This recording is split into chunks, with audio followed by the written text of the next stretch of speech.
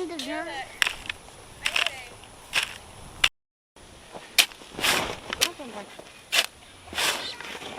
One more scoop of hay. Well, we're finally done with this first half right here. There's some spots that we can go over just to, you know, make sure everything's level, or at least ground level. But for the most part, we're finally done with that, which is great. Now we're just starting on the second half right here. It's the bigger space. It's the sleeping space, the sleeping quarters is what I call it. And we got some more gravel in. Thankfully, we weren't sure if we were going to get it in today. We're going to continue our same method where we fill up one side and one corner and drive the tractor across and fill in the middle. That seemed to work really well on this side. And we'll get this done by the end of tomorrow for sure. We're going to work here for about an hour, or I'm going to be out here for another hour. James will probably be here until it gets dark. He can't do anymore. And then we'll be back out here tomorrow.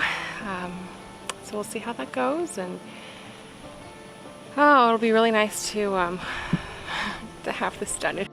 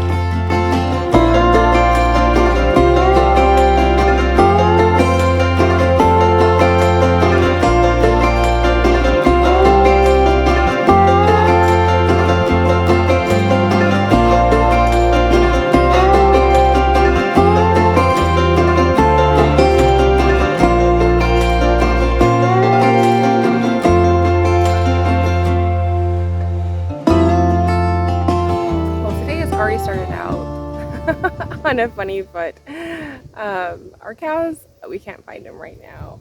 I think they're on the other property right next to us, but I'm out here trying to chase them down in the tractor. It's just one of those things. The line down up here looks to have been loosened a little bit, so they can just step over it, and they have become really what do you call it, brave, I guess, or I don't know, they're finding ways to get through stuff, so we have to tighten up our fence lines and whatnot. But it's the first day of fall today, and we have this incredible breeze out here, and just a wonderful reprieve from humidity and heat, and it's just really nice. I haven't felt this in a long time. And there's no place I'd rather be than riding around on the tractor out here and enjoying our beautiful country. We found the cows. They are at our neighbor's house down the road, almost a mile down the road. And we are now going to try to get them back with this here line. Oh my goodness, wish us luck. Welcome to modern day herding. No horsebacks, just cars, trucks, electric line that's not electrified, and two very silly cows. This is probably one of the funniest things I have ever had to do in my life. I'm not sure if my dad would either laugh or shake his head. He'd be on his horseback. That's what true cowboys do.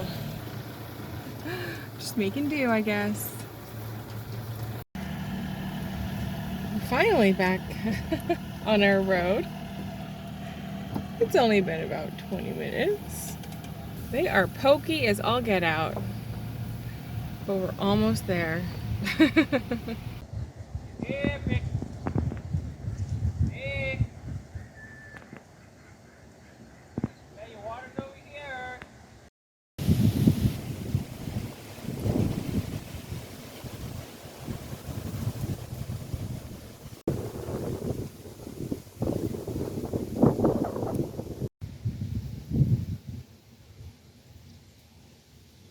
Hey, little froggy.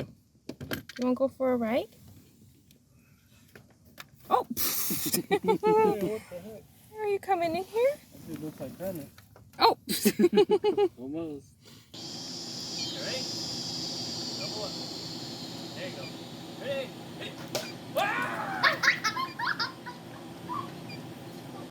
So I wanted to take a minute and kind of give an update of what has been happening the past couple of weeks. Let's see, last week we finished up the rubble trench, finally. Oh my gosh. That was a lot more work than we had anticipated or even could have thought of. Just because of the sheer volume of material that we ended up putting into the trenches. It was double the time and double the cost pretty easily. So that was kind of frustrating, but we finally got it done. This week we have worked on a little bit of trying to level the surface out just a little bit more, because there's places where it's kind of dipping down about 3 inches from what's level. So we're just trying to go through that and level it out a little bit more with the rest of the base that we have over there. We've also started to put the lines out for where the forms will go, just to measure that distance, because the foundation, the concrete grade beam, will be a 12 by 12 beam going across all the walls, and that will just allow for some stability. You know, it gives you a nice level hard surface to start building on. But James has just been working on cutting all the boards for the formwork. We have ordered the rebar and it's going to get here next week. So we are 2 weeks behind our estimated schedule, but you know, these things change. We've never done this before. And my schedule is kind of arbitrary anyway. We just need this first half of the house up by mid-January.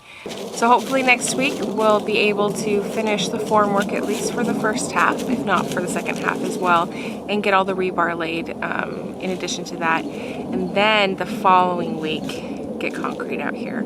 I think that's a pretty good schedule. It gives us some wiggle room. It's just not gonna go as fast as if it were us two with no kids. And no job. So, you know, life for us is just kind of different than some. We are trying to build this house while maintaining my career and, you know, building our family. So things just happen. Life, like I said, life happens, and sometimes we have to put the brakes on some things to take care of more important things. Luckily, fall has finally come. I got some lights for our railing around the deck of the trailer, and it's kind of ridiculous how happy that made me. Monarch migration has also begun. Every fall, well really every spring and fall, we get droves of monarchs that come through here down to Mexico. And so far we've seen plenty of monarchs, and it's really lovely to see. It's magical. All the butterflies that come out here, it's really wonderful. All this green stuff behind me and everywhere on our property, basically, wherever there is a little bit of shade, it's frostweed, which is a nectar resource for pollinators. But butterflies love it, and last year it was just covered in butterflies, and it was so neat. Our daughter loved it. I took her, every time she would go outside, she'd love to play with it. I took a little video, or made a little video, I guess, of her playing with them. She loved to touch them and try to see, you know, what they do when she, you know, as she plays with them. But one really fun thing that happened this week is that I finally got our washer hooked up. We have been a year and 3 months without an actual washing machine. We had this little, or we have this little one. It's like a camping kind of camper style washing machine. And so we bought this washer last year over Black Friday. It even has an app for my phone. James and I also tried to record a little video on why we're doing this, what we have done up until now, why we're out here, kind of a thing, and just to give some more information on what we're doing, what our goals are out here, in a more, you know, condensed fashion. But that didn't go so well. The kids would not let us do anything. As it goes, you know, they're quiet until you start doing something that you need to do. But we're gonna try to record that again. But until then, I wanted to go over our floor plan and what we are doing for our house, because it is going to be a unique house. Not only because it's earthen and off-grid, but because it's a different style of house. It's called a dog run or dog trot. It's a historical kind of Texan style of home. And we thought that since we're doing this all out of our own pocket, we can design any kind of house we want.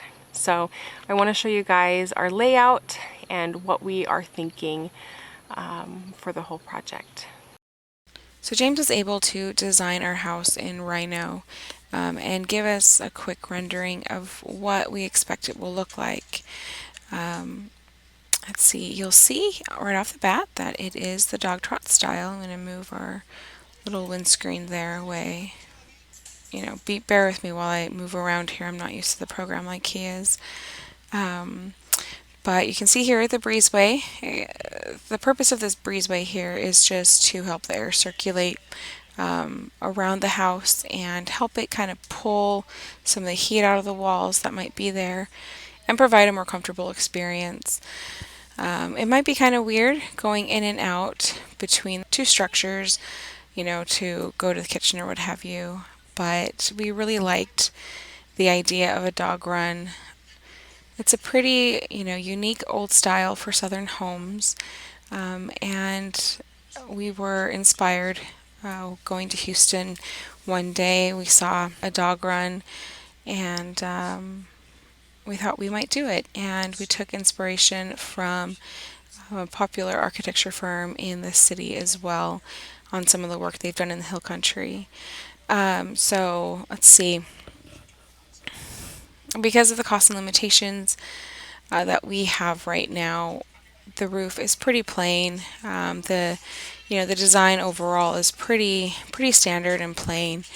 I should say simple, not plain, but what you don't see here are our gutters and downspouts and the exterior finish and some of the other exterior things that we'll put on because they're not structurally related.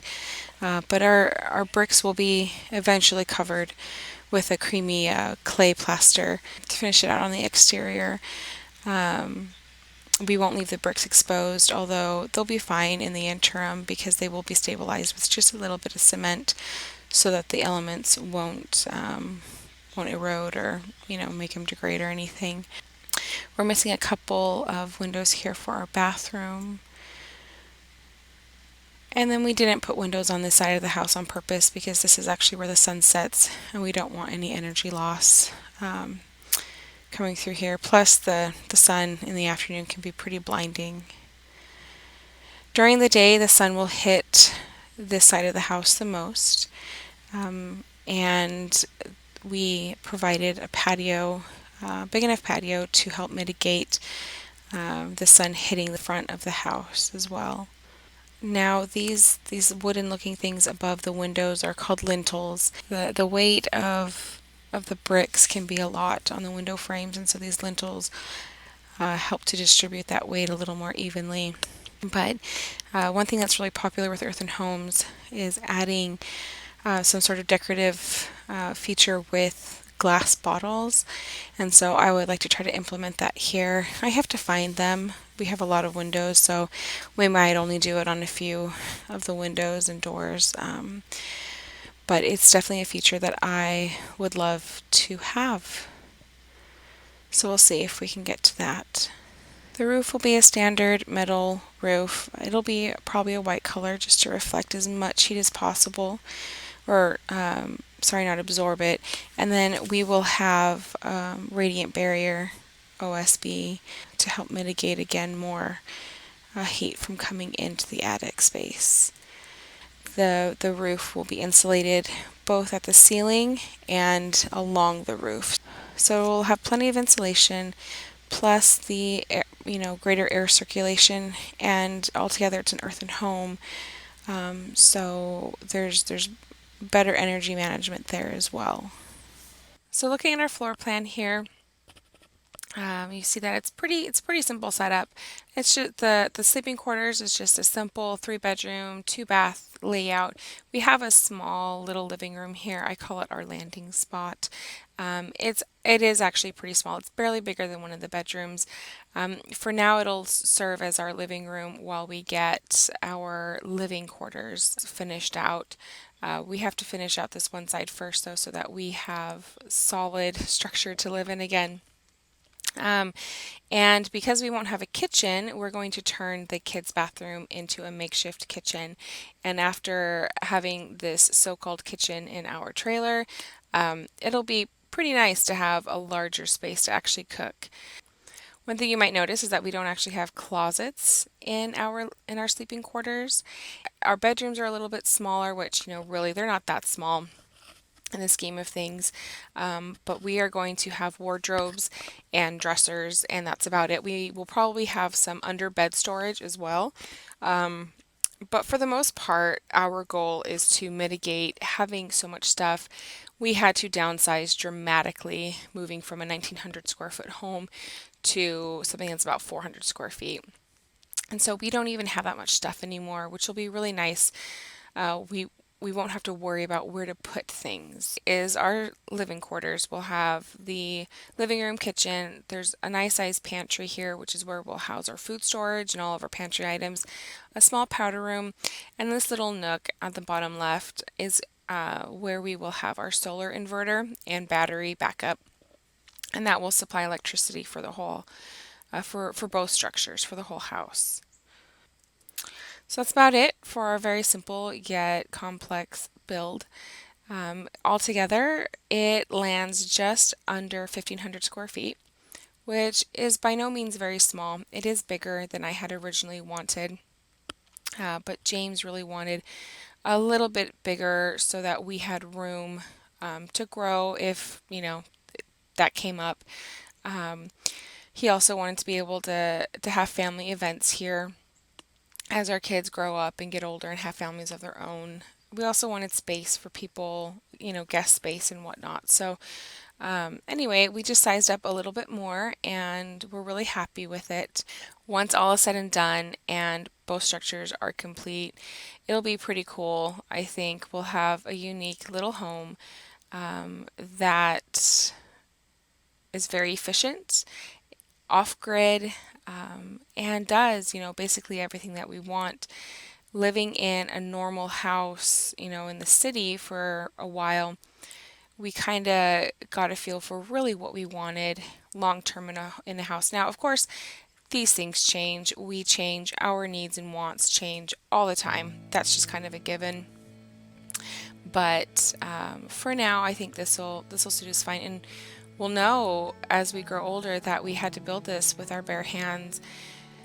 And I think we'll come to appreciate the modularization of it and also the efficiency of what we have built.